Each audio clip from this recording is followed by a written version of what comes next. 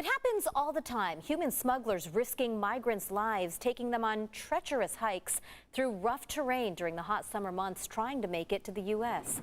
Tonight, News 8's Tim Blodgett brings us an up-close, first-hand look at the dangers they face. Thursday morning, agents from Border Patrol, San Diego sector, invited members of the media deep within the Otay Mountains. Every day, the agency responsible for securing the U.S.-Mexico border apprehends those trying to cross into the United States illegally. From the Pacific Ocean to the rugged mountain ranges and to the blazing desert, San Diego sector covers 60 miles of border. The vastness and difficult terrain of the area makes it imperative that Border Patrol be supplied with the latest equipment and infrastructure to fight illegal immigration.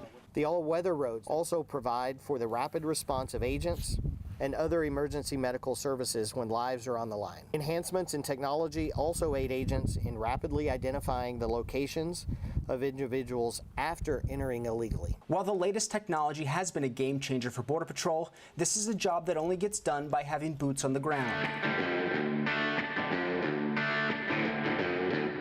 Around 6 a.m. Wednesday morning, I accompanied Border Patrol and members of the local media on a hike through the mountains, used by migrants daring enough to brave the rugged terrain and harsh conditions. The hike could be brutal, a steep incline with loose rocks, no defined trail, which means you run into thorny bushes. But it was obvious that many had been through the area.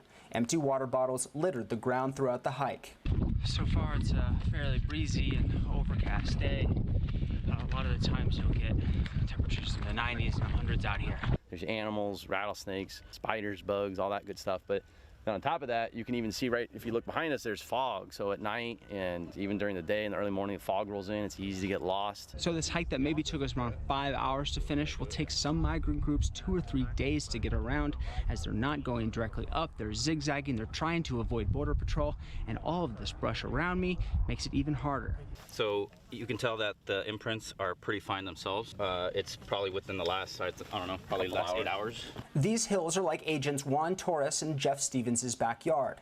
They've patrolled this area on foot for years, and they're here to outwit the coyotes, smugglers who are paid huge sums of money to get people across the border by any means necessary. They're just looking for profit and power. When you find somebody out here who's deceased, when you come across a body, it's pretty awful. Somebody brought them out here and left them for dead, and that's pretty sad. Ultimately, Border Patrol says their mission is to preserve human life.